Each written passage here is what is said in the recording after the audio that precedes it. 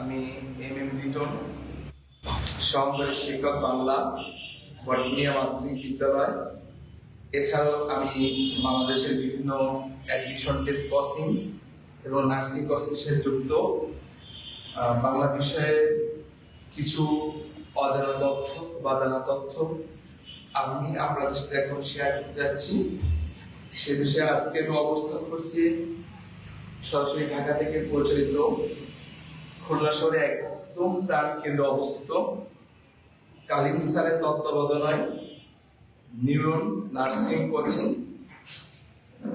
আমাদের 2026 সালের যে রেজাল্টটা পাবলিশ হয়েছে নার্সিং এর বিভিন্ন কলেজ থেকে, সেখানে আপনারা দেখলে আমাদের যে সান্নিধ্য স্বর্ণময় যুগ বলতে পারি, স্বর্ণময় সময় বলতে পারি, আমাদের রেজাল্টের যে ফলাফল তারই ভিত্তিতে আমরা সেকেন্ড টাইম এবং থার্ড টাইমদের জন্য একদম শুরুতেই আমরা কোচিং শুরু করে দিয়েছি। নার্সিং এর যে বিষয়গুলো যারা ভুল বিভ্রান্তি হয়েছে, যারা এখনো চান্স পায় নাই অল্প একটু ভুলের জন্য, তাদের কাছে আমি বিনীত আহ্বান করব তারা যেন খুব তাড়াতাড়িতে আবার শুরু করে দেয়, তাহলে অতি সহজে আমরা সাফল্যের মুখ দিব।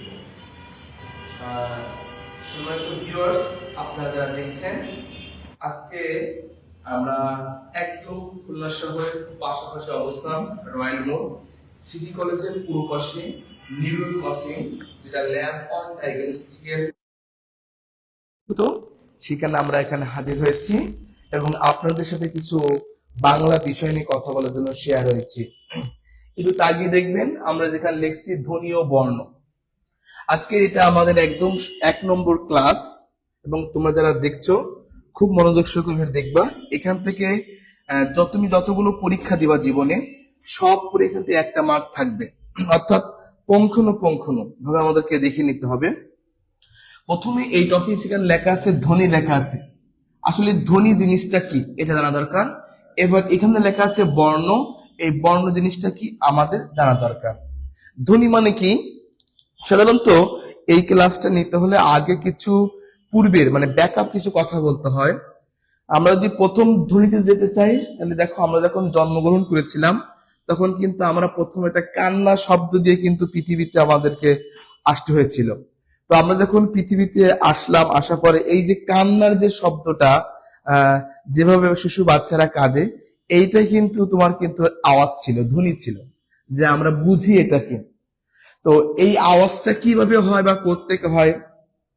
এই আওয়াজটা হয় হচ্ছে বাক যন্ত্রের মাধ্যম দিয়ে। বাক যন্ত্রের মাধ্যম দিয়ে এই আওয়াজটা হয়ে থাকে। এখন প্রথম প্রশ্ন, বাক যন্ত্র কি? বাক যন্ত্র দিয়ে আমাকে বলতে হয়, তাহলে আমাকে অবশ্যই ঠিক এই যে এই স্থানটা এখানে আমাদের ফুসফুস থাকে, এটাকে আমাকে আগে দেখতে হবে। আমি যখন কথা বলি, কথা বলার সময় যদি আমি একটা পেপারস নিই, দেখো আমি যখন কথা বলছি তখন আমি এটাকে এইভাবে ধরলাম। কথা বলার সময় কিন্তু আমার মুখ থেকে কিছু বাতাস যাচ্ছে এবং এটা নড়ছে না। এই কথার মানে কি, বাতাসের মাধ্যম দিয়ে কি হয়? ধ্বনি সৃষ্টি হয়। এই যে ধ্বনিটা সৃষ্টি হয়, এটা কি? বাতাসের মাধ্যম দিয়ে। এখন বাতাস জিনিসটা কি? বাতাস জিনিসটা আমরা কি দুটো ব্যবহার করতে পারি, অক্সিজেন ব্যবহার করতে পারি, যে অক্সিজেন নিচ্ছি আমরা। তো এটা যখন আমরা বাতাস যখন নিচ্ছি, তখন এখান থেকে আমার ফুসফুসটা একটু বড় হচ্ছে। যখন আমি বাতাস গ্রহণ করছি তখন কিন্তু ধ্বনি সৃষ্টি হয় না। যখন বাতাসটা ছাড়বো তখন কিন্তু ধ্বনি সৃষ্টি হচ্ছে। আমি কিন্তু দম নিলাম, আমি কিন্তু দম নেওয়ার সময় কোনো কথা বলতে পারবো না। অর্থাৎ একথা বলা যেতে পারে যে ধ্বনি যখন সৃষ্টি হয়, তার যে বাকযন্ত্রের একটা মাধ্যম হচ্ছে বাতাস। এই বাতাসের মাধ্যম দ্বারা কি ধ্বনি সৃষ্টি হয়।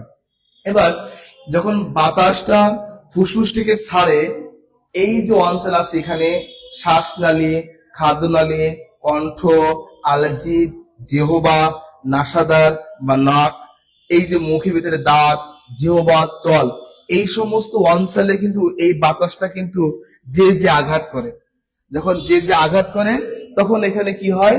ধ্বনি সৃষ্টি হয়। এখন প্রথম প্রশ্ন, ধ্বনি সৃষ্টি কার মাধ্যম দিয়ে? সেটা কি বললাম? বাক যন্ত্র।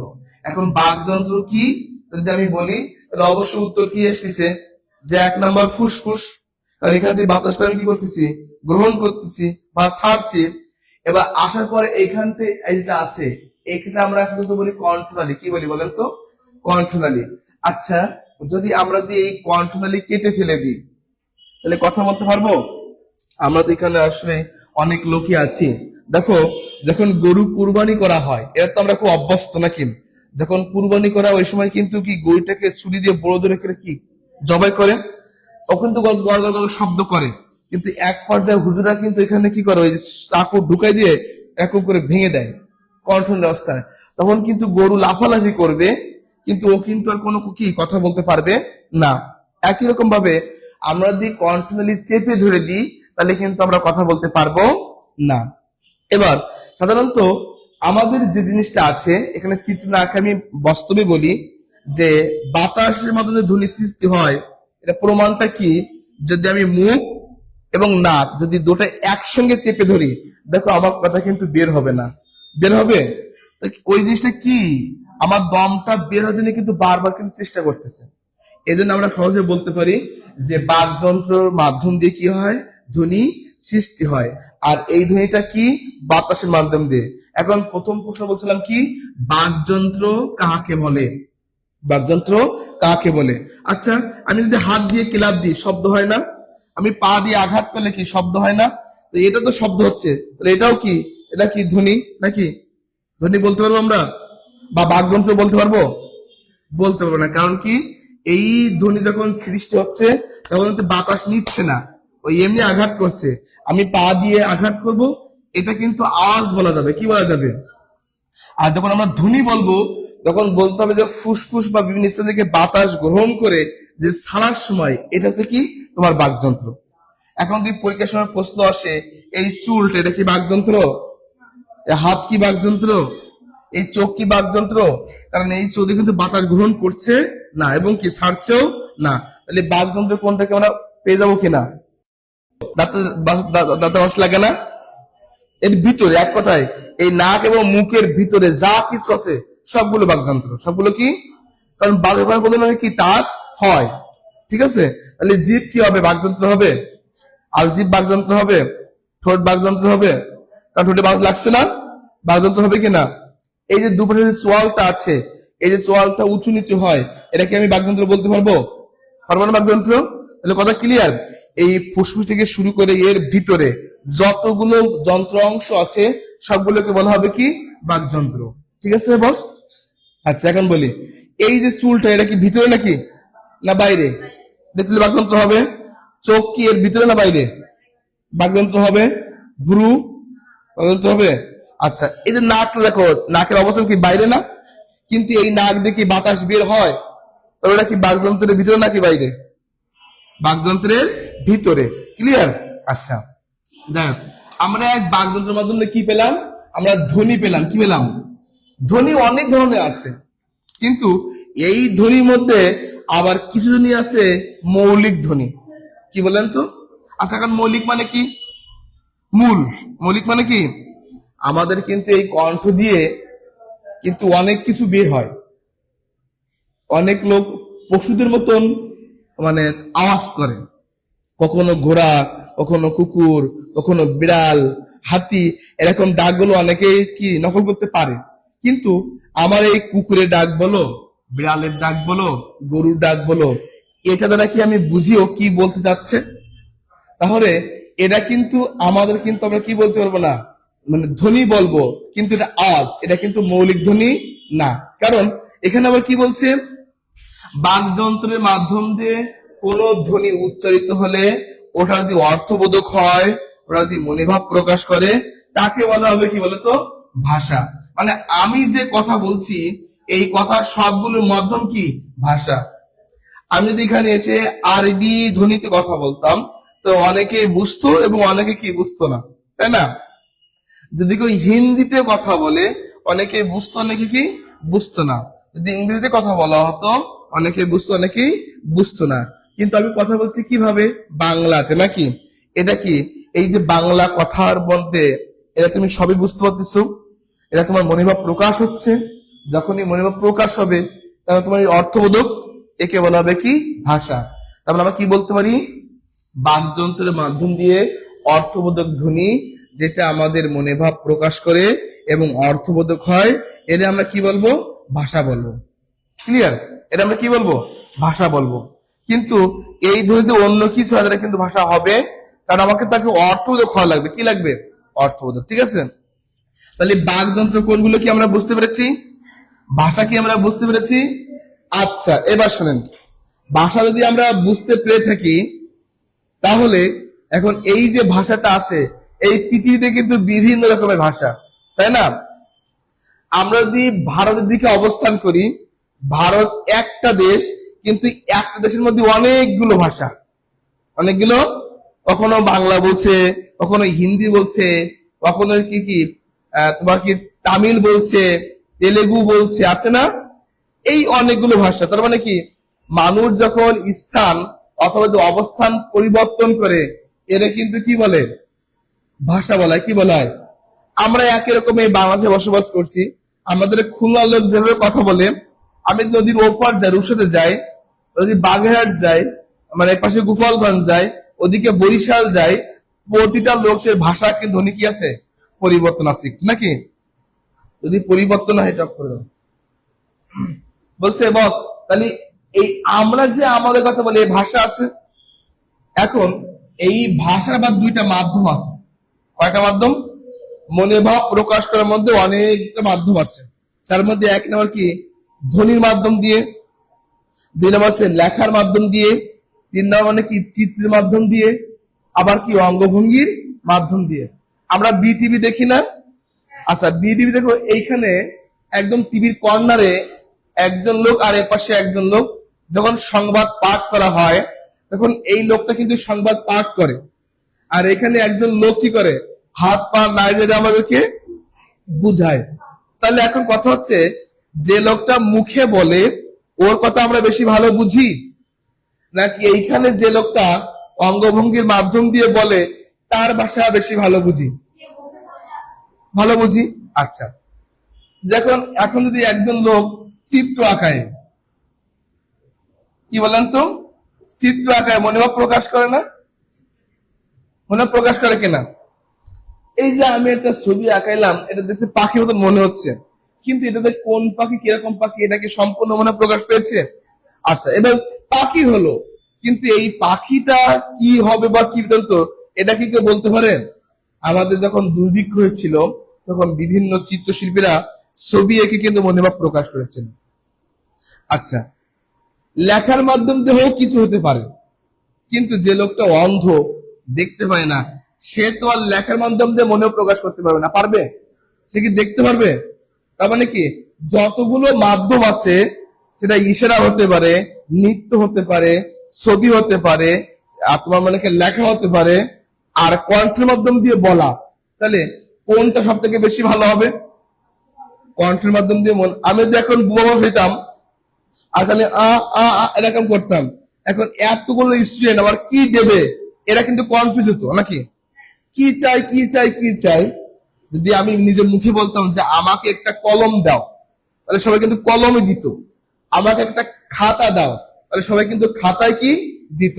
তেমন মানে আমরা বলতে পারি যে মানুষের যে কণ্ঠ নিশ্চিত ভাবে যে আওয়াজটা অথবা ধ্বনিটা বের হয়, এইটার মাধ্যমে যত বেশি মনোভাব প্রকাশ করা যায়, ওই চিত্র আঁকিয়ে, ওই হাত পা নাড়িয়ে, সংকেতের মাধ্যম দিয়ে আসলে কিন্তু অত বেশি মনোভাব প্রকাশ করা যায় না।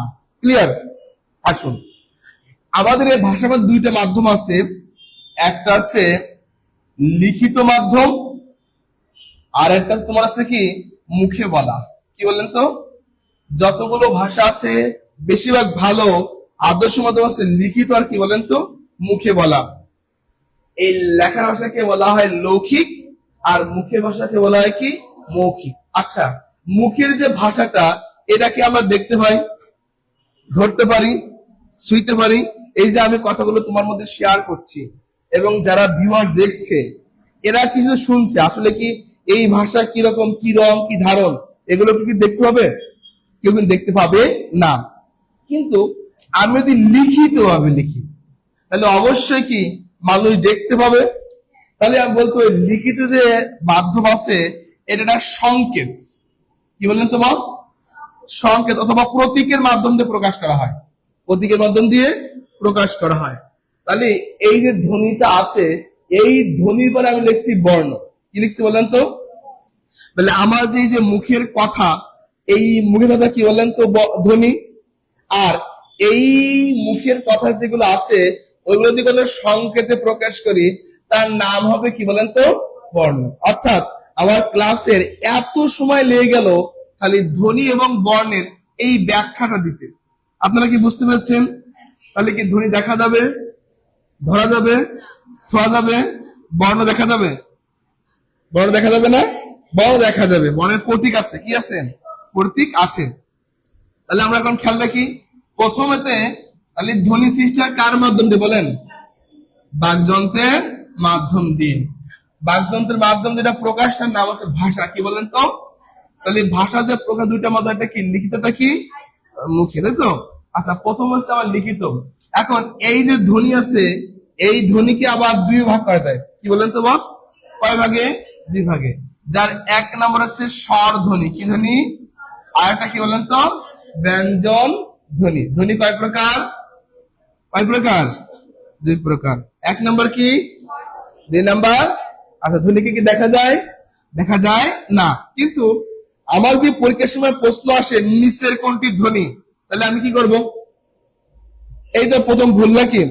যখন ধ্বনিকে দেখতে হবে তখন ধ্বনির জন্য আছে থার্ড ব্র্যাকেট। কি বলেন তো বস?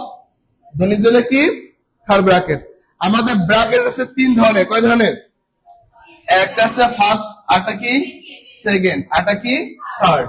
আমাদের এই যেটা আছে ফার্স্ট ব্র্যাকেট, এটা আমাদের ব্যাখ্যা অথবা টিকা অথবা অর্থের জন্য প্রকাশ করি। যেমন যদি মনে করো এখন কি লিখলাম, মনে করো গগন, গগন মানে কি? আকাশ, এরকম না? এরকম ব্যবহার করতে পারি আমরা। অথবা এই গগন সম্পর্কে একাধিক ব্যাখ্যা আমি ফার্স্ট ব্র্যাকেটে দিতে পারি। সেকেন্ড ব্র্যাকেটটা ব্যবহার করা হয় গণিতের ক্ষেত্রে। কার ক্ষেত্রে? যখন আমরা সরল অঙ্ক করি, এরকম বিভিন্ন অঙ্ক আছে না, সেখানে আমরা থার্ড ব্র্যাকেট ব্যবহার করে থাকি, সেকেন্ড ব্র্যাকেট। আচ্ছা, এখন আছে কি ব্র্যাকেট বলেন তো? Third bracket. এই থার্ড ব্র্যাকেটটা আমি কার জন্য ব্যবহার করি বাংলায়? কার জন্য? পরীক্ষার সময় যদি প্রশ্ন আছে নিচের কোনটি ধ্বনি, তাহলে আমি কি দেখে চিনবো? থার্ড ব্র্যাকেট দেখে। ফাইন, ক্লিয়ার তো মেসেজটা? আমি কিন্তু পরীক্ষার ধাপে ধাপে পড়াচ্ছি, মানে আপনাকে প্রথম যে প্রশ্ন কিভাবে হবে চলে যাচ্ছি।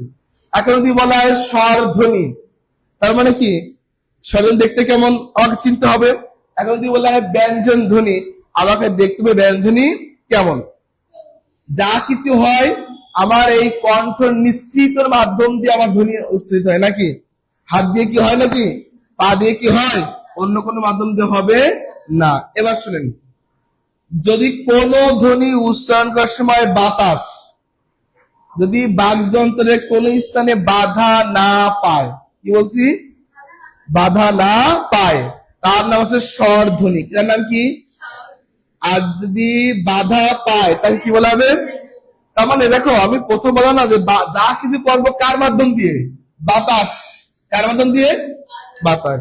যদি এই বাতাসটা এখান থেকে আসার সময় যদি এই যে পার্টস কথা বলছিলাম, তোমার কি কণ্ঠ, জিভ, আলজিভ, তালব্য, দন্ত, নাসিকা, নাসারন্ধ্র, তারপর কি চোয়াল, হ্যাঁ, দন্ত, এই যেগুলো আছে, যদি এই সবগুলো যদি কোনো স্থানের বাধা না পায়, একে বলা হবে কি বলেন তো বস? কি বলা হবে? স্বরধ্বনি। কি জন্য বলা হবে? স্বরধ্বনি। এখন যদি বল, দেখো, যদি বলি ক, আমি যদি আমার কণ্ঠে এখানে হাত দিই, আমরা হাত দিই, আমরা একটা বাস্তবে পড়ি, এখানে গলায় দিয়ে হাত রেখে দেখো বলছি অ, আ, রস্যই, দীর্ঘই, রস্যু, দীর্ঘু, রি, এ, ওই, ও, ও। অর্থাৎ এই জিনিসটা মনে হচ্ছে একটা যে গোলাকৃত পাইপ আছে না, আমরা যে পাইপ দিকে দেখি, এই পাইপ পর্যন্ত সরাসরি চলে আসছে। কোন হিসেবে বাধা পাচ্ছে না? অ বাধা পায়, আ বাধা পায়, তাহলে বাধা না পেলে কি বলে বলেন তো? স্বর। এবার যদি বলি ক, দেখো এখানে আটকে যাচ্ছে, যাচ্ছে না? যদি বলি প, এখানে লাগছে কিনা? যদি বলি ল, দেখো দাঁতের নিচে লাগছে। যদি কোন লাগে তাহলে আমি তাকে বলা হবে কি বলেন তো বস? ব্যঞ্জন ধ্বনি, ক্লিয়ার। আর বাধা না পেলে কি ধ্বনি? স্বরধ্বনি। আমাদের যে স্বরধ্বনি আস্তে আস্তে আপনার 11টি, কয়টা? আর ব্যঞ্জনী কয়টা? 39টি। এখন আমাদের ধ্বনি আছে, কি আছে? যদি এই ধ্বনি কোন রূপে ব্যবহার হয়, কি বলেন তো? রূপ নেবে। ধ্বনি কি নেবে? রূপ নেবে। আমি মুখে বলছি ক, তখন এ আমার দিকে এমন ভাবে আসলো, তাহলে এটা হচ্ছে কার রূপ? কয়ের রূপ। কার রূপ? কয়ের রূপ। অর্থাৎ রূপের আরেক নাম হচ্ছে প্রতীক। কি বলেন তো? আবার কি বলতে পারি? সংকেত। কি বলতে পারি? কারণ যখন ধ্বনি সৃষ্টি হয়েছিল বা কোন সৃষ্টি হয়েছিল, তখন তো আর এমন হবে এমন তো ছিল না। আমাদের যে বাংলা সাহিত্যের আদি নিদর্শন, এই নির্দেশনে এমন ছিল। ক ছিল কেমন? আস্তে আস্তে পরিমার্জিত হয়ে ক এখন কি এই রূপে আসছে। তাহলে বর্ণ হচ্ছে রূপ। কি বলেন তো? আর ধ্বনি মানে কি? রূপ নাকি? কোন রূপ নয়। এবার আমি যদি এই ক একটা থার্ড ব্র্যাকেট দিই, তাহলে এটা কি বলবেন বলেন তো? এটা কি বলেন তো? এটা কি ধ্বনি? কারণ এটা আঘাত লাগে না। আচ্ছা, এখন যদি আমি এখানে লিখি রস্যই, এটা আপনি কি বলবেন? এটা কি বলবেন? এই যখন থার্ড ব্র্যাকেট হবো তখন ধ্বনি হবে। থার্ড ব্র্যাকেট না দাবন্তের নাম আছে বর্ণ। কি বললাম তো? তাহলে ধ্বনি এবং বর্ণের মধ্যে যে পার্থক্য বুঝতে পেরেছেন? আচ্ছা, এইবার শুনুন। এই স্বরধ্বনিকে যদি কোনো রূপে লিখি, তাকে বলা হবে কি? স্বর বর্ণ। ব্যঞ্জন ধ্বনি যদি কোনো রূপে লিখি, তাকে বলা হবে কি? ব্যঞ্জন বর্ণ। এবার একটি ফুল দিয়ে আরেকটা ফুল দিয়ে তৈরি করা হয় ফুলের মালা। কি বলেন তো বস? ফুলের মালা। তাহলে একটা বর্ণ দিয়ে আর একটা বর্ণ দিয়ে তৈরি করা হবে কি? বর্ণমালা। বর্ণমালা আমার কাছে 50টি। কয়টা বলেন তো? বর্ণমালা কয়টা আছে? 50টা আছে। এর মধ্যে স্বর বর্ণ কয়টা? ব্যঞ্জন বর্ণ কয়টা? ফাইন। আমরা এখন কাজ করবো স্বর বর্ণ নিয়ে। কি বর্ণ নিয়ে? স্বর বর্ণ নিয়ে কাজ করব। তাহলে আমরা স্বর বর্ণ মধ্যে লিখি। 1 নাম্বার কি বলেন? 1 নাম্বার নাম কি? 2 নাম্বার কি ছিল বলেন? 2 নাম্বার নাম কি বলেন?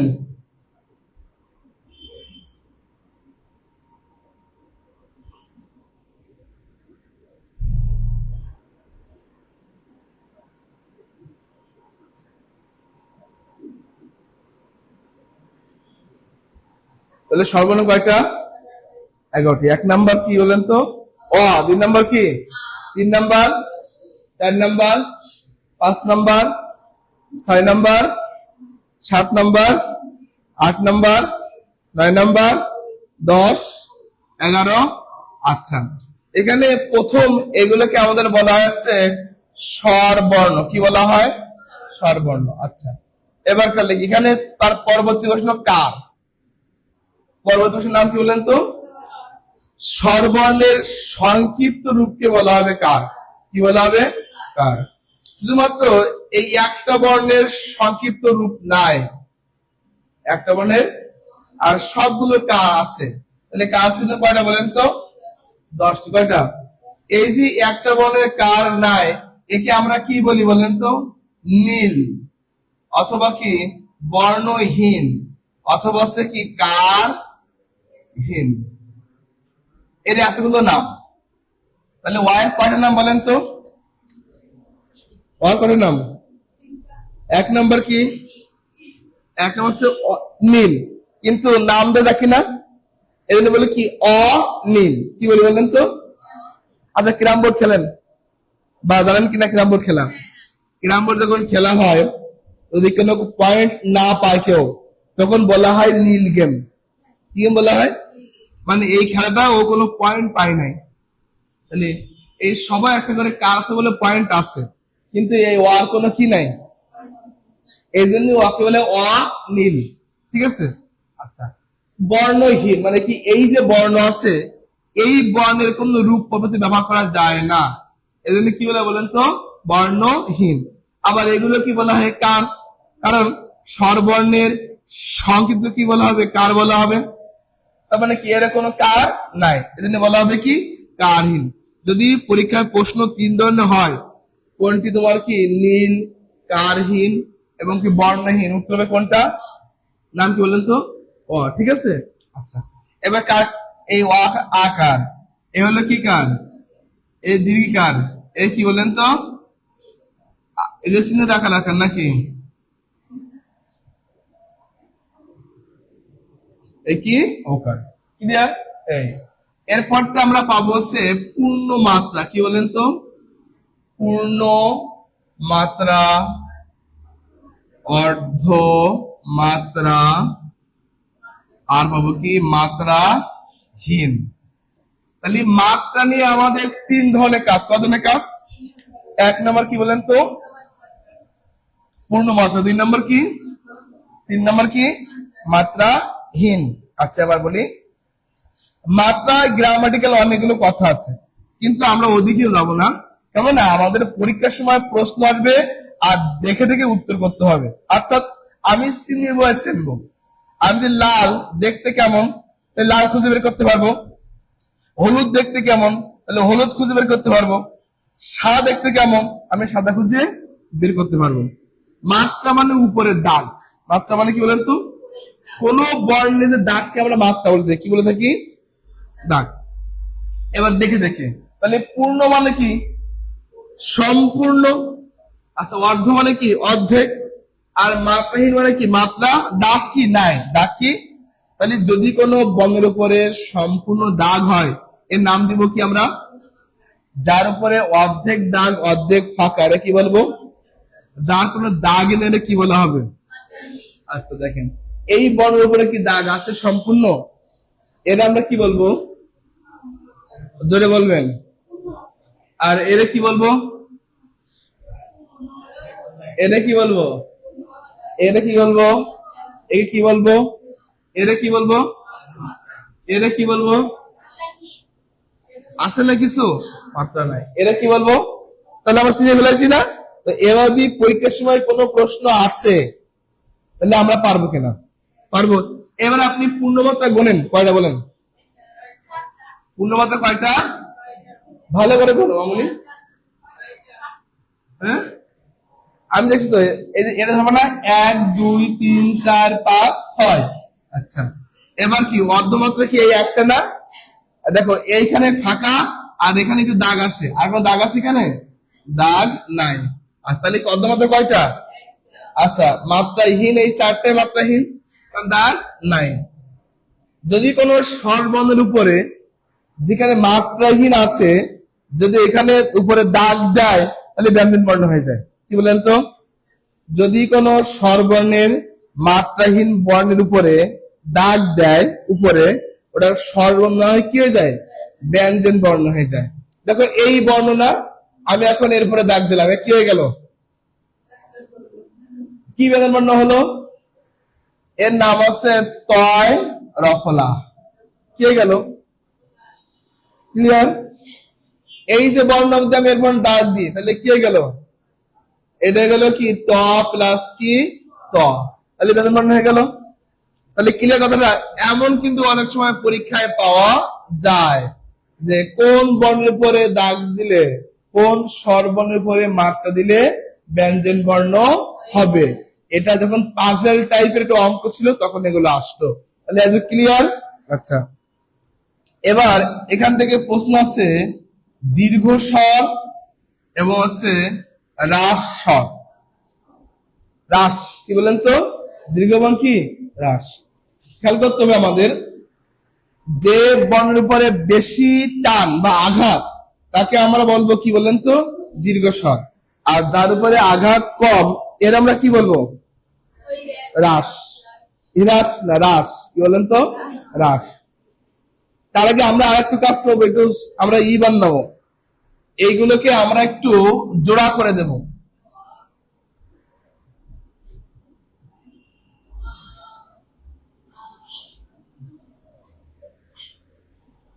দেখো এই যে ওয়ার আর দেখতেছি একই রকম কিনা, তাহলে এ একটা জোড়, কি বলেন তো আবার দেখো এ একটা কি জোড়, আবার এ একটা কি জোড়, এর কোনো জোড় আছে না, কি আছে ফাঁকা আছে, তাহলে এ একটা কি বলেন তো জোড়, এ একটা কি জোড়।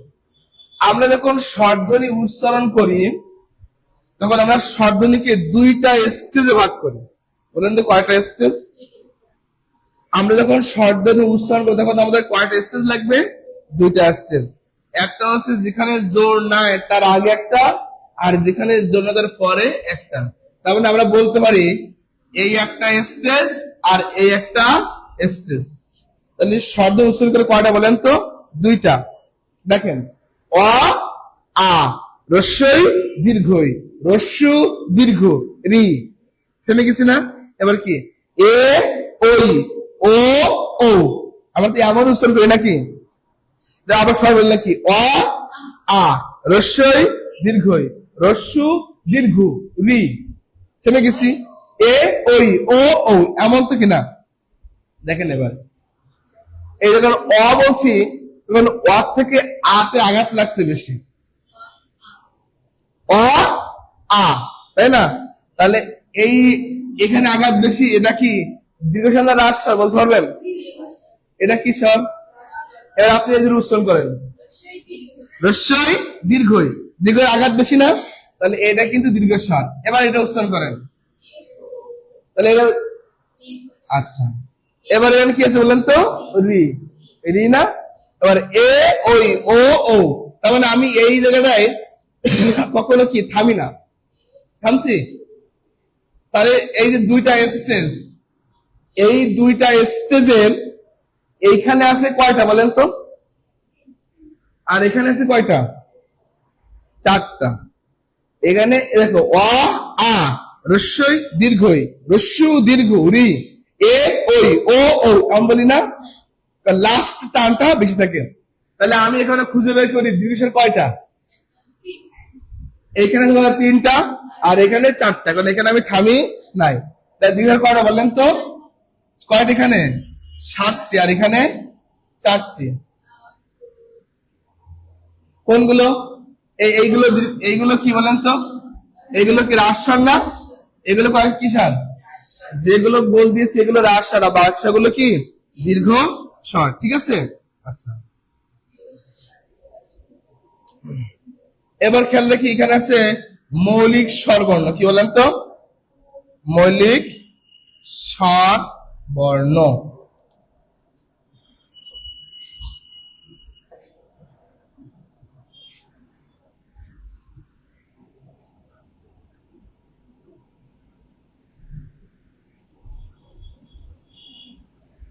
আচ্ছা, মৌলিক মানে কি বলেন তো? মৌলিক মানে কি বলেন? মৌলিক শব্দ অর্থ কি? মূল। মৌলিক মানে কি?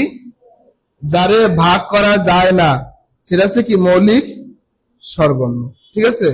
আর যেগুলো আপনার ভাগ করা যায় সেগুলো কি মৌলিক বলা যাবে? সেগুলো কি যৌগিক। আচ্ছা, এবার খেয়াল রাখেন, আমরা এই মৌলিকটা একটু অন্যরকম টেকনিকে পড়ব, কারণ আমরা তো আর এখানে বিজ্ঞানের কোন অনুকরণ নিয়ে আসছি, আমাদের বুঝতে কষ্ট হবে, মনে করবেন। আমাদের এখন পয়েন্টের নাম কি? মৌলিক কি বললেন তো? স্বরবর্ণ। পয়েন্টের নাম কি? মৌলিক স্বরবর্ণ। যখন মৌলিক হবে তখন 1, 2, 3 নাম্বার অবশ্যই হবে, কি বলেন তো? 1, 2, আগে এগুলো লিখছেন, এই ওয়ার এই সিটাটাকে লেখেন উপরে, নাহলে তো বুঝবেন না। খেয়াল রাখেন, এখানে মৌলিক স্বরবর্ণ হতে গেলে অবশ্যই 1, 2, 3 অবশ্যই হবে, কি বলছি? এই 1, 2, 3 হলো, এগুলো আগে আমরা সবগুলো কি জোর বলছি না, জোর করছি না? এবার ওই জোর বর্ণের যে বর্ণের উপরে অতিরিক্ত দাগ আছে, কি বলেন তো? যে বর্ণের উপরে অতিরিক্ত দাগ আছে ওই অতিরিক্ত বর্ণ অবশ্যই কি হবে? মৌলিক হবে নাকি যৌগিক হবে বলেন? মৌলিক হবে? হবে কি হবে না? মৌলিক স্বরবর্ণ 7টি। এই মৌলিক স্বরবর্ণ 7টি হতে হলে প্রথমে 1, 2, 3 নম্বর হবে। কয় নম্বর হবে? 1, 2, 3 অবশ্যই হবে। এরপর আর কোনগুলো হবে জানেন কিনা?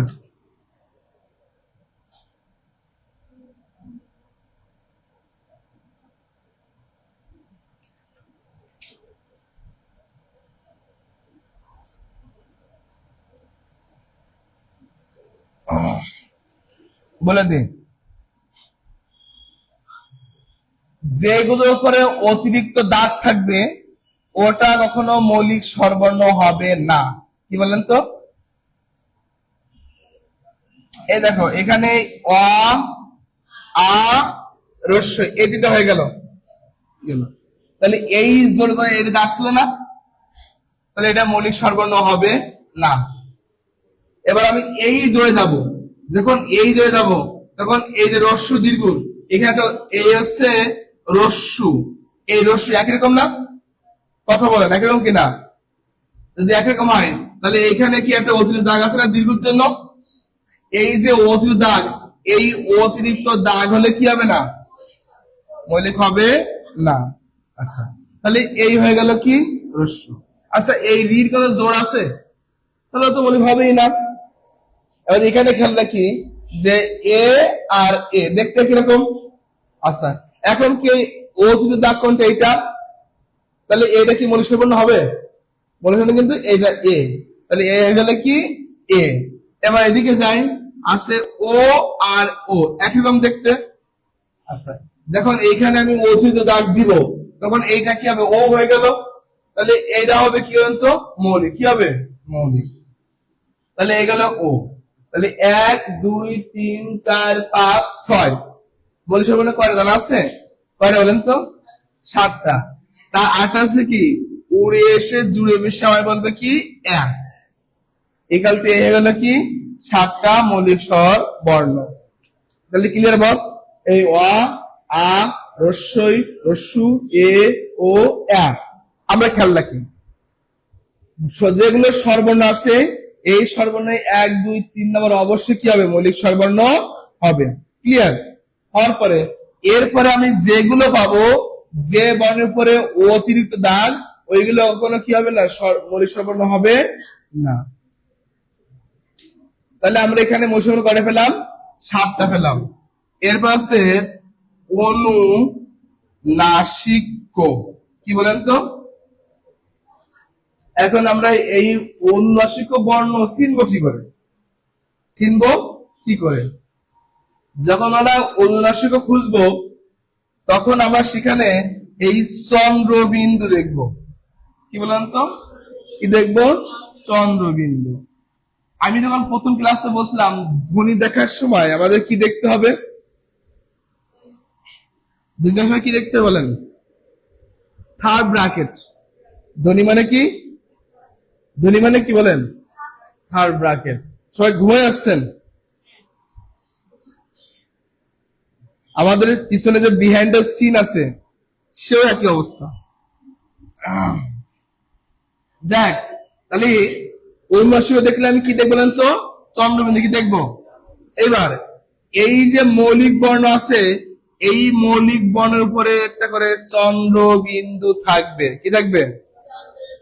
তাহলে এই একটা ওয়া থাকলো এরপরে চন্দ্রবিন্দু, এটা কি মৌলিক স্বরবর্ণ? আবার এটা কি অনুনাসিক স্বরবর্ণ।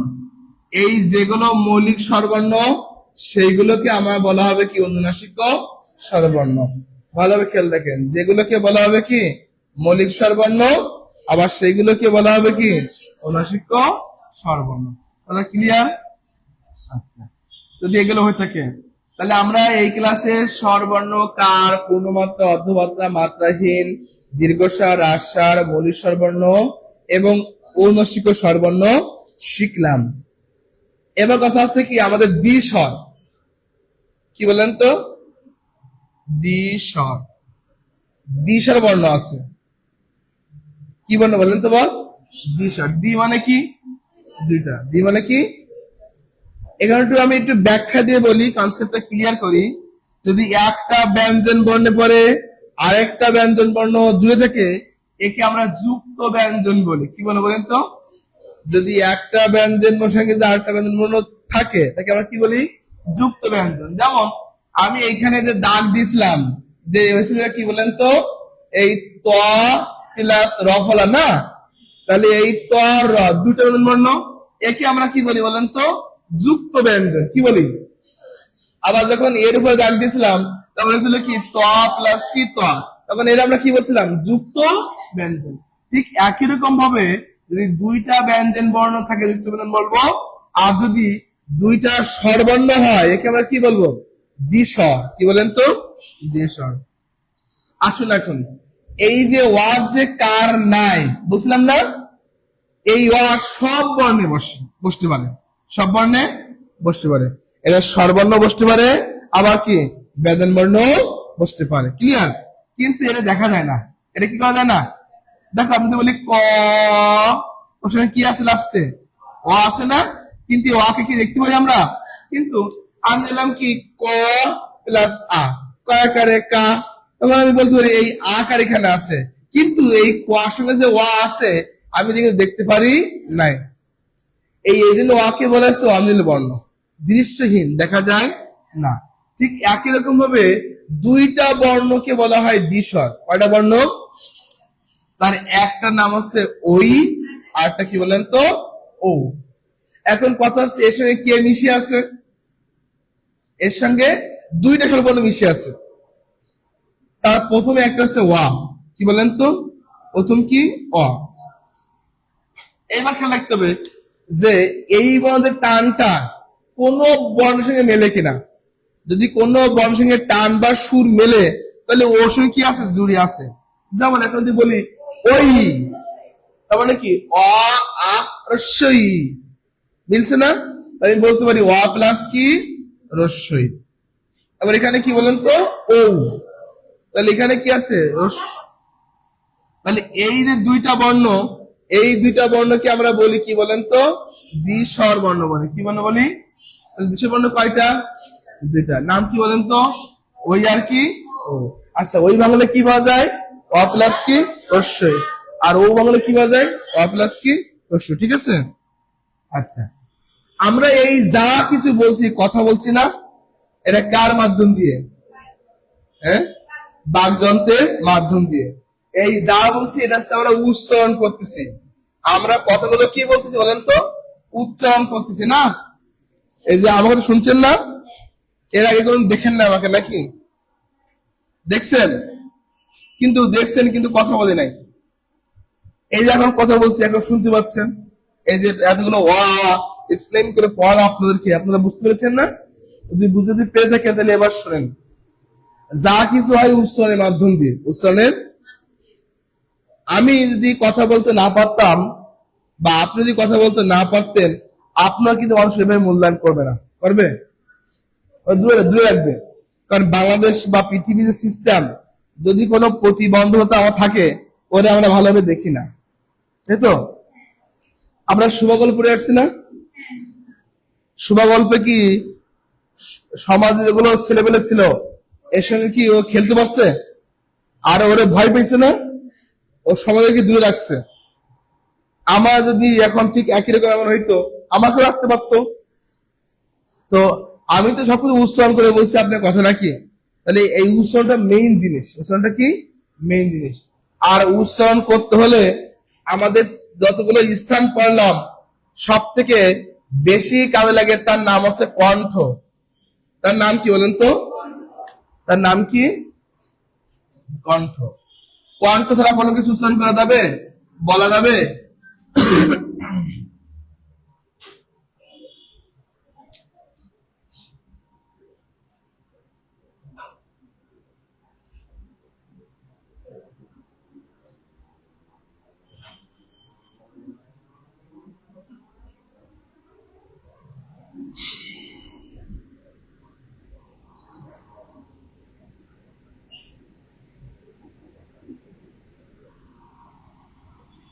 না, এটা হচ্ছে না।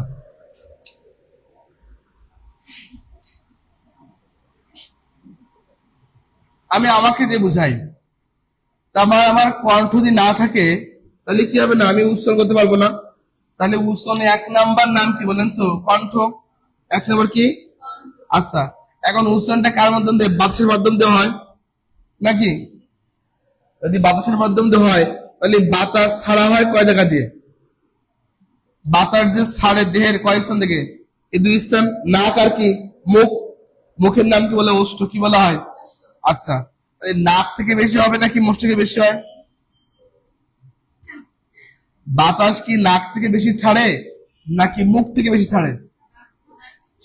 মিথ্যে কথা। উচ্চারণ করার সময় খেয়াল রাখেন, উচ্চারণ করার সময় মুখ থেকে বেশি ছাড়ে, নাক থেকে বেশি ছাড়ে। এমনি আপনি দম নেওয়ার সময় নাক সবসময় আপনাকে, মানে আপনার জীবন ধারণে নাক বেশি প্রয়োজন, কিন্তু কথা বলার সময় মুখ বেশি প্রয়োজন। তাহলে আমি 2 নাম্বার বলতে পারি কি? ওষ্ঠ। 2 নাম্বার কি? ওষ্ঠ। এবার দেখেন, আমি যদি উচ্চারণের যে আমাদের চিত্র আছে বইতে, ঠিক দেখতে এমন না, এমন কিনা, এমন করে ঘুরে আছে। এই যে অঞ্চল, একে হাতের কি বলে বলেন তো? তালু বলে। তালু বলে না? তাহলে আমার এরকম ঘুরে এসে দেখো এই দুটোর মাঝখানে ফাঁকা জায়গা আছে, ওইখানে বাতাস ঘুরে ফিরে না, ওইটার নাম হচ্ছে তালব্য। কি বলেন তো? ওইটার নাম কি? তালব্য। আমাদের উচ্চারণের যে প্রথম যে কাজ, 1 নাম্বার হচ্ছে কি আসবে? কণ্ঠ। 2 নাম্বার কি বলেন তো? তালব্য। আর 3 নাম্বার কি? ওষ্ঠ। আমরা যা কি উচ্চারণ করি এইখান থেকে টেনে এনে কণ্ঠ দিয়ে তালব্য বাতাস ওখানে ঘিরে রাখি এবং মুখ দিয়ে ছাড়ি। তাহলে উচ্চারণের প্রথম কয়টা বলেন তো বস? 3টা। কয়টা? 3টা। তাহলে আমরা কি বলছিলাম? আমাদের এই একটা জোড়া, এই একটা জোড়া, এই একটা জোড়া, আর এরকম জোড়া করছিলাম না? আমরা খেয়াল রাখি, তাহলে এটা কি 1 নাম্বার জোড়? বলেন, কথা বলেন, 1 নাম্বার না? তাহলে উচ্চারণে 1 নাম্বার কি? কণ্ঠ। তাহলে আমি বলতে পারি এই 1 নাম্বারের নাম কি বলেন তো? কণ্ঠ। তাহলে 1 নম্বর জোড়ায় বর্ণ আছে কয়টা? 1 নম্বর কি? অ এবং কি আ। তাহলে অ এবং আর উচ্চারণ কোথায়? কণ্ঠ। কথা বলেন তো? দেখে আপনাদেরকে, দেখো অ আ এখানে লাগে না, এটার নাম কি? কণ্ঠ। আচ্ছা, আমি যখন রশ্মি বলবো তখন দেখো এখানে লাগবে না, পদ্ধতির সঙ্গে ভাগ আছে। কি আছে বলেন তো? ভাগ আছে। তাহলে এটা কয় নম্বর বক্স বলেন তো? তাহলে 2 নম্বর কি হবে? তালব্য। তাহলে রস্যই এবং দীর্ঘস্বর কথা বলেন তো? তালব্য। আচ্ছা, কয় নম্বর জোড়? তাহলে কি হবে বলেন তো? ওষ্ঠ হবে। ঠিক আছে। আচ্ছা, এর কোন জোড় আছে? এ কি এই 2 জোড়ের মাঝখানে না? তাহলে কি বলতে? মধ্য বলতে পারি। কি বলতে পারি? মধ্যে আরেক নাম আছে মূর্ধা। কি বলেন তো বস? মূর্ধা। ক্লিয়ার? 1 নম্বর কি? মূর্ধা। আচ্ছা, এটা 3 নম্বর জোড় না 4 নম্বর জোড় বলেন? তাহলে এই 4 নাম্বার জোড়ের মধ্যে ওই আছে না? তাহলে ওই ভাঙলে কি বাদে? ওয়া প্লাস কি? তাহলে ওয়া আছে কোথায়? কণ্ঠ। আর রস্য কোথায়? তালব্য। তাহলে আমরা বলতে পারি এই জোড়ে উচ্চারণ আছে কি? কণ্ঠ প্লাস কি? তালব্য। ঠিক আছে? আচ্ছা আচ্ছা, এবার আমরা কণ্ঠ তালব্য। আচ্ছা, এখান থেকে কি রস্য আছে না? যদি রস্য হলে রস্য ও ভাঙলে পাওয়া যায় কি? ওয়া প্লাস কি? রস্য। তাকে আমরা রস্য পেয়েছি। তাহলে এটা কি? কণ্ঠ প্লাস কি? অর্থাৎ আমরা বলতে পারি এই জোড়ে উচ্চারণ কি? কণ্ঠ প্লাস কি? ওষ্ঠ। ক্লিয়ার বস?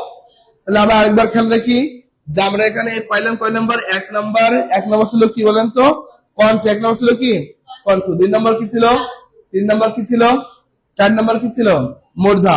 5 নাম্বার কি ছিল? কণ্ঠ প্লাস কি? তালব্য। 6 নাম্বার কি ছিল? কণ্ঠ প্লাস কি? ওষ্ঠ। আচ্ছা, তাহলে এখন যদি পরীক্ষার সময় প্রশ্ন আসে যে ওয়াই এর উচ্চারণ কোথায়, কোনটা বলতে বলেন তো? এই যে খেয়াল রাখো মামুনি, বলছে এই যে ওয়াই এর এই ওয়া অবস্থান কোথায়? প্রথমে না? এটা কি হবে? ওয়া কোথায় বলি? কণ্ঠ। আ হবে কি? কণ্ঠ। রস্যই কি হবে? রস্যু কি হবে? রস্যু। শুনবেন, উত্তর দিবেন। রস্যু কি হবে? আচ্ছা, এবার আমরা দেখলাম, আমরা এখন বিজ্ঞানে যাই, নিজে সে বুঝি। দেখো তখন বলছি অ, তখন কিন্তু এখানে লাগছে, লাগছে না? এর নাম কি? কণ্ঠ। নাম কি? আচ্ছা, তখন বলছি রস। দেখো বাতাসটা এই যে গর্ত অঞ্চল আছে এমন ভাবে ওইখানে গিয়ে কিন্তু বাতাস চাপ দিচ্ছে, বাট যেহবা চাপ টাচ করছে না। ওর নাম কি বলেন তো? তালব্য। কি নাম? আচ্ছা, এর বলি রস্যু। দেখো ঠোঁটে এখানে বাতাস লাগছে, লাগছে না? আমাদের সর্বনের কথা হচ্ছে বাতাস আঘাত করবে, বাট নট অনলি কোনো বাক যন্ত্রখানে কি করবে না, আঘাত করবে না। এসে আমাদের কাজ। কিন্তু যখন ব্যঞ্জন বর্ণ বলবো তখন ব্যঞ্জন বর্ণ জায়গায় আঘাত লাগবে।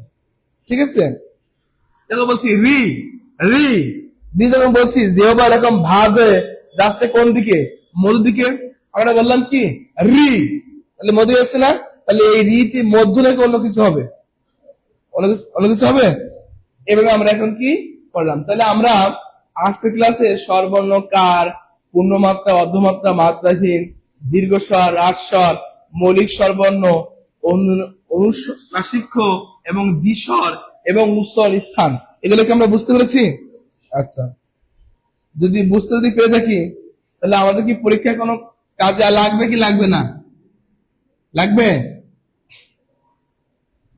এই ছিল আমাদের স্বরবর্ণের কথা। কোন বর্ণের কথা? স্বরবর্ণের কথা।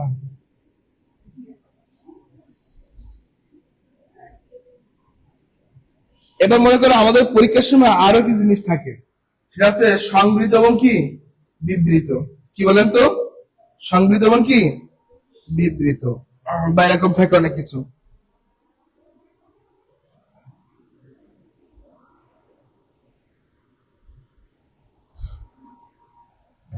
খেয়াল রাখি বস, এই যে অ এর উচ্চারণ, অ এর আমরা এখন পড়বো কি উচ্চারণ পড়ব। সাধারণত সবাই মাথা উঁচু রাখো, ঠিক আছে, অ্যাটেনশন দাও, না তো ভালো মনোযোগ হবে না। খেয়াল রাখি আমরা এখন একটু দেখো, আমরা একটা বর্ণ দিয়ে আর একটা বর্ণ দিয়ে কি শব্দ তৈরি করি না? এমন লিখতে পারে কি, যে ক ছিল, এই ল ছিল, এই ম ছিল, এটা কিন্তু তিনটা বর্ণ। কি বলেন তো? তিনটা বর্ণ একরকম কি হলো বলেন তো? কলম। এই যে আমরা উচ্চারণ করছি, এই উচ্চারণটা কিভাবে হবে এটা হচ্ছে আমাদের জানার বিষয় এখন। এই যে ওয়া, স্বরবর্ণের প্রথম বর্ণের নাম কি বলেন তো? ওয়া না? ওয়া দেখতে কেমন? ওয়া একটা হচ্ছে দৃশ্য, আর একটা কি বলেন তো অদৃশ্য। কি ওয়াকে দেখা যাবে, আবার কি দেখা যাবে না। দেখো আমি এই কোয়ার মধ্যে কিন্তু ওয়া বলছি, ক, এটা কি ল, ও আছে না, এটা হচ্ছে কি ম, ও আছে না, কিন্তু এই যে ওয়া আছে, ওয়া কি দেখা যাচ্ছে? একে বলা হবে কি বলেন তো অদৃশ্য। এবার লিখলাম অ এখানে কি আছে বলেন তো? দেখা যাচ্ছে, এটা কি বলেন তো দৃশ্য। এবার প্রশ্ন করতে পারো, স্যার যে আপনি এখানে ওয়া লিখলেন না, কিন্তু ওয়া আছে কেমনে বললেন? আমরা স্পর্শ বর্ণ বলি। কি বর্ণ বলি? মানে যে কোনো একটা বর্ণ আপনারা কি করবে? স্পর্শ করবে। এই যে স্পর্শ করে তার নাম হচ্ছে কি বলেন তো অ। তার নাম কি? প্রতিটা ব্যঞ্জন বর্ণের সঙ্গে একটা করে কি থাকে? একটা করে অ থাকে। এই অকে আমরা কি বলি বলেন তো? স্পর্শ। যখন কোনো ব্যঞ্জন বর্ণের সাথে থাকবে তখন অ দেখা যাবে না। ভালো করে শুনবো কথাটা। যদি কোনো ব্যঞ্জন বর্ণের সাথে কোনো কার চিহ্ন আছে, সেখানে অ নাই। কি বলেন তো? সেখানে দুটো জিনিস খেয়াল রাখতে হবে। যদি কার আর হস থাকলে মনে করবো অ নাই। ভালো করে শুনেন, যদি কোনো ব্যঞ্জন বর্ণে কি থাকবে? কার থাকবে আর হস থাকবে, মনে করবো কি অ নাই। আচ্ছা, এখন এই বর্ণে কোনো কার ছিল? কথা বলেন। কোন হস ছিল? তাহলে অবশ্যই এখানে কি আছে? অ আছে। এই যে অটা আছে, এই জন্য একে বলা হবে কি অদৃশ্য। ক্লিয়ার? এবার একটু খেয়াল রাখি আমরা এই অ এর অবস্থান।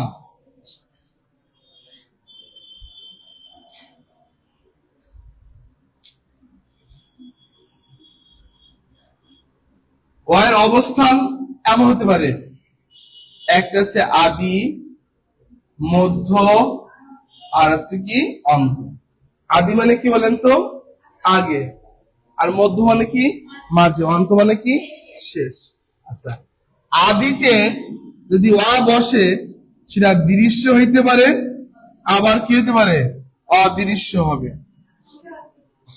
কিন্তু মধ্যে আর অন্তে সবসময় হবে হচ্ছে কি অদৃশ্য।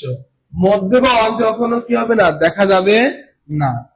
দেখো আমি প্রথমে লিখলাম কি ওয়া তয়রস্যি, তার মানে কি ওয়া আগে ছিল দেখা যাচ্ছে, কিন্তু আমি দেখলাম কি গা তয়রস্যি, এখানে কোনো কার চিহ্ন আছে, কোনো হর চিহ্ন আছে, তাহলে অবশ্যই এখানে কি আছে বলেন তো, ও আছে, কিন্তু দেখা যায় নাই, দৃশ্য এবং কি অদৃশ্য আছে। কিন্তু আমি যেখানে লিখতাম ক ল ম, কলম লিখছি না, আমি চাইলে কিন্তু এমন লিখতে পারবো না ক ল অ ম, এমন কি লেখা যাবে? কারণ মাঝখানে ওখানে স্বরবর্ণ বসানো যায়, কার চিহ্ন বসতে হবে আমাদেরকে, এই জন্য এইখানে মাঝখানে ওখানে কি হবে না, দৃশ্য অ হবে না। ক্লিয়ার? এবার খেয়াল রাখি এই ওয়াই এর উচ্চারণ, ওয়াই এর উচ্চারণ দুই রকম। কয় রকম বলেন তো? কয় রকম? দুই রকম। যদি ওয়াই ইকুয়াল টু ওয়া হয়, একে আমরা বলি হচ্ছে স্বাভাবিক অথবা বিবৃত। কি বলেন তো? স্বাভাবিক কি বিবৃত। আর যদি অ ইকুয়াল টু ও হয়, একে আমরা বলবো হচ্ছে কি সংবৃত। পরীক্ষা কিন্তু এখান থেকে পরীক্ষা প্রশ্ন নেবে, ভেরি ভেরি ইম্পর্টেন্ট। এখান থেকে বলবো হচ্ছে কি নিচের কোনটি সংবৃত, কোনটা বিবৃত, কোনটা স্বাভাবিক। পরীক্ষার প্রশ্ন কিন্তু কঠিন হয়ে যাচ্ছে এখন। এতক্ষণ যা পড়ছিলাম, এবার প্রশ্নে প্রবেশ করছে আমরা আস্তে আস্তে। কোনটি স্বাভাবিক, কোনটা বিবৃত, কোনটা সংবৃত। তাহলে প্রশ্ন কি, অ যদি ওয়ার মতন হয়, একে আমরা বলবো কি স্বাভাবিক অথবা কি বিবৃত। আর অ যদি ও হয়, এটা আমরা কি বলবো সংবৃত।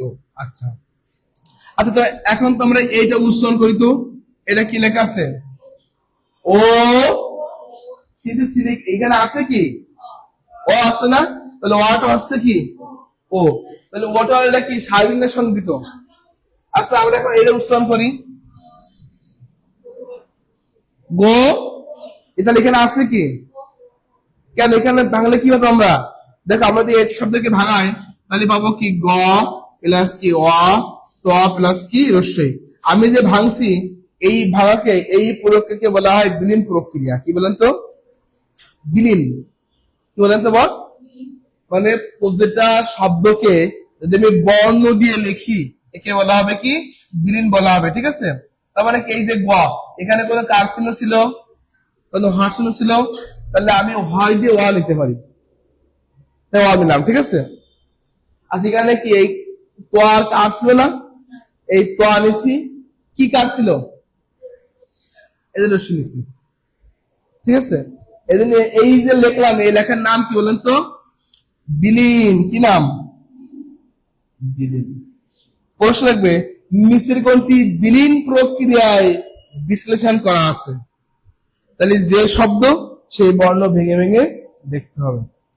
ঠিক আছে? আচ্ছা দেখো, আমি এখানে লিখলাম কি আদি মধ্য অন্ত, কি লিখলাম বলেন তো? কথা আছে, দেখতে হবে অকে, মামনি খেয়াল রাখে দিকে, দেখতে হবে কি বলেন তো, অকে দেখতে হবে। কি দেখতে হবে? অ যদি আগে বসে দৃশ্য, মধ্যে বসলে দৃশ্য হবে, অন্ত বসলে। এখন আমার পরীক্ষার সময় প্রশ্ন আসবে কোনটি আদি সংবৃত, কোনটি মধ্য সংবৃত, কোনটি অন্ত সংবৃত। আমি এখানে কি লিখলাম বলেন, কি লিখলাম বলেন তো, ন তো। আমি দিয়ে একটা ভাঙাই, তাহলে দন্তান্ন প্লাস অ প্লাস ত প্লাস অ, তাই না? তাই তো নাকি? আচ্ছা তাহলে ও কি এখানে উচ্চারণ হচ্ছে না এখানে হচ্ছে? ন তো, তাহলে আদি নাকি অন্ত? অন্ত না? তাহলে এটা কি আমরা কি বলতে পারি, অন্ত সংবৃত। কি বলতে পারি? আচ্ছা আমরা এখন কলম বলি, উচ্চারণ করতো, আমি দিয়ে কলমকে ভাঙা দিলে কি ক প্লাস কি অ প্লাস কি ল প্লাস কি অ প্লাস কি ম প্লাস কি অ না? তাহলে ওটা কোথায় হচ্ছে, এইখানে না এখানে না এখানে? তুমি বলো। হ্যাঁ কলম মাঝখানে আছে, এটা কি সংবৃত? যদি পরীক্ষার সময় প্রশ্ন আসে কোনটি আদি সংবৃত, কোনটা মধ্য সংবৃত, কোনটা অন্ত সংবৃত, আবার পারবো কিনা? পারবো তো? অর্থ কি, যে দেখতে হবে ওয়া কোথায় ও হচ্ছে, ওয়া কোথায়। ক্লিয়ার? ওকে।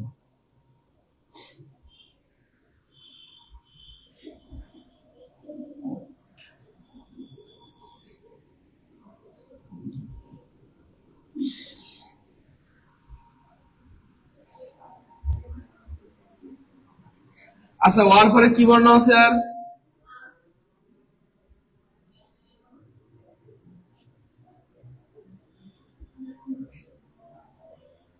ওয়ার পরে আছে কি বললেন তো? আ। আচ্ছা, অদৃশ্য আছে, আর এখানে অদৃশ্য না, এটা আছে কার। কি বলেন তো? আছে কি আর সংযুক্ত আছে না, কার। তাহলে যদি আই কাল টু আ হয়, একে আমরা কি বলবো? দৃশ্য। কি বললেন তো? আর যদি আই কাল টু এরকম কার লিখতে হবে, কি কার চিহ্ন বলতে হবে। ঠিক আছে, লিখলাম মনে করো আমাদের, কি লিখলাম? তাহলে আটা কি বলেন তো? আর এই আকারটা কি? ক্লিয়ার? লিখলাম, কি বলেন? এখানে কি আছে? আ আছে, এনে কি আছে? আমরা বুঝতে পারছি না? আচ্ছা, এবার এর ব্যাখ্যা আছে, একটা হচ্ছে আইকাল টু আ হলে একে আমরা বলি হচ্ছে স্বাভাবিক আর সংবৃত। একটু উল্টো আছে, কি আছে? আর আইকাল টু যদি ইয়া হয়, একে আমরা বলবো হচ্ছে বিবৃত। আ,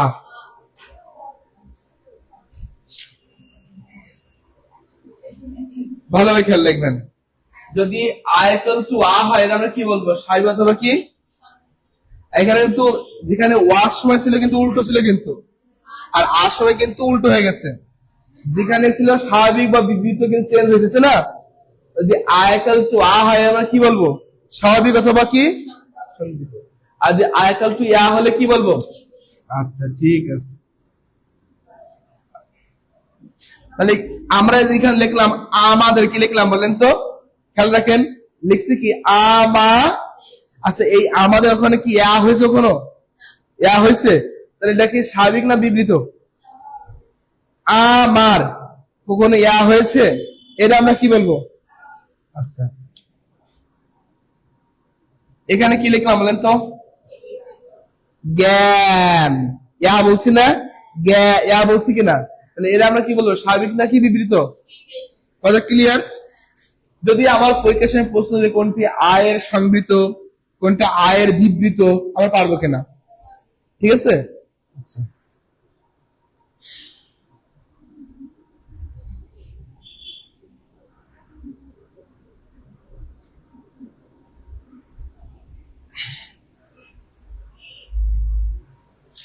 এর পাশে এ। কারণ আরো অনেক বর্ণ আছে, কিন্তু এই বর্ণগুলো আমাদের পরীক্ষা আসে না। হ্যাঁ, যেগুলো আমাদের পরীক্ষা আসবে না সেগুলো নিয়ে কাজ করবো, আর অন্যগুলো তো অযথা পড়ে কোনো লাভ নাই।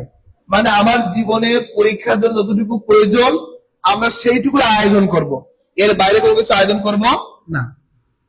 তাহলে যদি এর রূপ কয় রকম? একটা আছে দৃশ্য, আর একটা কি বলেন তো? কার। অর্থাৎ যদি এ ইকাল টু এ হয়, একে আমরা কি বলবো? দৃশ্য। আর যদি এ ইকাল টু এমন কার হয়, একে আমরা বলবো কি? কার বলবো। কথা বুঝতে পেরেছেন? আমাদের শব্দের মধ্যে কখনো এরকম হতে পারে, কখনো এরকম হইতে পারে। এবার এর উচ্চারণ দুই রকম হয়। যদি এ ইকাল টু এ হয়, তাহলে তাকে আমরা বলবো হচ্ছে কি স্বাভাবিক।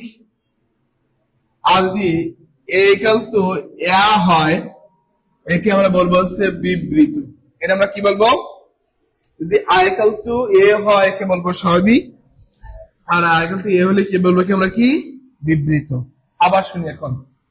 দেখো, এখানে আমি লিখলাম কি পথে, কি লিখলাম? পথে। এখানে কি এক আকার আছে না? তাহলে এই দেখো এই পথে এ কি এ হচ্ছে, হচ্ছে না, হচ্ছে না, তাহলে আমরা কি বলবো, স্বাভাবিক বলবো। বাংলা ফিল্মের নায়িকারা কি দেখে ভয় পায়? কি বললেন তো? তেলা। তার মানে কি ওই যে এটা, ওই এটা কি এ হচ্ছে নাকি আ হচ্ছে? তাহলে ওটা আমরা কি স্বাভাবিক বলবো না বিবৃতি বলবো? আমার দিকে যে চেয়েছিল তার দেখতে কেমন বলেন তো? দেখতে কেমন? তাহলে এখানে কি আছে, এ আছে না? তাহলে এটা কি ট্যা বলছে? তাহলে একে স্বাভাবিক না বিবৃতি বলবো? আচ্ছা, আমরা কি বলি, এই যে এটা কি বলি, সে, এই এটা কি এর মতন নাকি এর মতন? একে আমরা কি বলবো, স্বাভাবিক না বিবৃত? ঠিক আছে বস। সব থেকে প্রিয় মাছের নাম কি? ট্যাংরা। তার মানে কি এই যে এটা কি আছে না, এটা আমরা কি বলবো? আজকে আমরা যা কিছু পড়লাম, আমাদের স্বরবর্ণ দিয়ে যে প্রশ্নগুলো আসবে সবগুলো আপনাকে বোঝানো হয়েছে। এখন কাজ হচ্ছে আমরা পড়াশোনা কিভাবে করব। পড়াশোনাটা এমনই, আমি প্রথম দিন যা করব এইটা যেন আমার দ্বিতীয়বার আমার জীবনে আর দ্বিতীয়বার না পড়া লাগে, অর্থাৎ নো রিভিশন।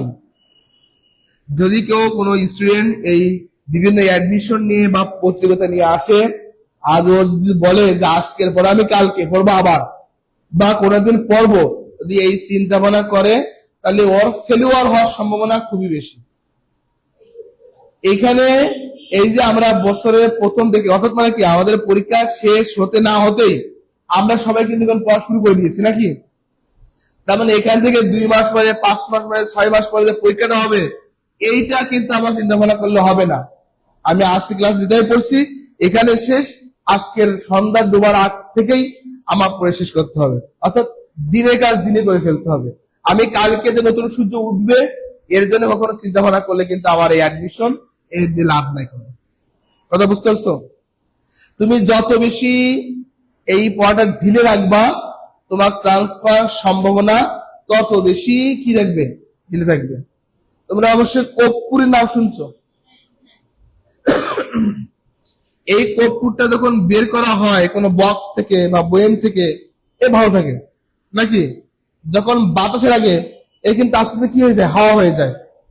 অর্থাৎ কোন কাজ তুমি যখনই ভাববা তখনই তোমার কাজকে শেষ করতে হবে, কারণ কিছুক্ষণ পরে তোমার চিন্তা ভাবনা চেঞ্জ হয়ে যাবে। এই জন্য যখন যখন কাজ করব তখনই আমার এটা কি শেষ করে ফেলতে হবে। তাহলে আজকে ক্লাসে যে আমরা ধ্বনি এবং বর্ণ পড়লাম আর স্বরবর্ণ যেগুলো পড়লাম, এগুলো কি আমরা পারবো কিনা? এবার শোনো পড়াশোনা কি। এবার এই যেগুলো কথা বলছি এগুলো তোমার নোট হয়ে গেছে, এগুলো বাড়িতে পড়বা। তোমার যতগুলো বই তোমার কালেকশন আছে তুমি পড়বা, পড়ে শেষ করে ফেলবা। যদি ভুল হয়, যদি ভুল হয়, ভুল হওয়ার সমস্যা বেশি কম, কারণ আমরা ওদের ধারা ধারায় পড়াইছি তোমাদেরকে, ঠিক আছে? এবং তোমরা যে সেকেন্ড টাইম পরীক্ষা দিবা এই চিন্তা ভাবনা করে তোমার প্রতিটা নোটের টাইমে টাচ করেছে, অর্থাৎ তুমি এগুলো সব শেষ করে ফেলো। এটা ক্লিয়ার? আর তোমাদের যে বইগুলো লাগে বললাম, এই যে 9, 10 এর প্রথম যে বইটা আছে নেবা, আর আমাদের এখানে যে নিউরনের যে পাবলিকেশন যে বইগুলো আছে সে বইগুলো পরিচালকের কাছে নিয়ে রাখবা, এখন থেকে পড়া শুরু করে দেবা, ঠিক আছে? এখানে তোমাদের আমি মুখস্থ কিছু পড়া দিব।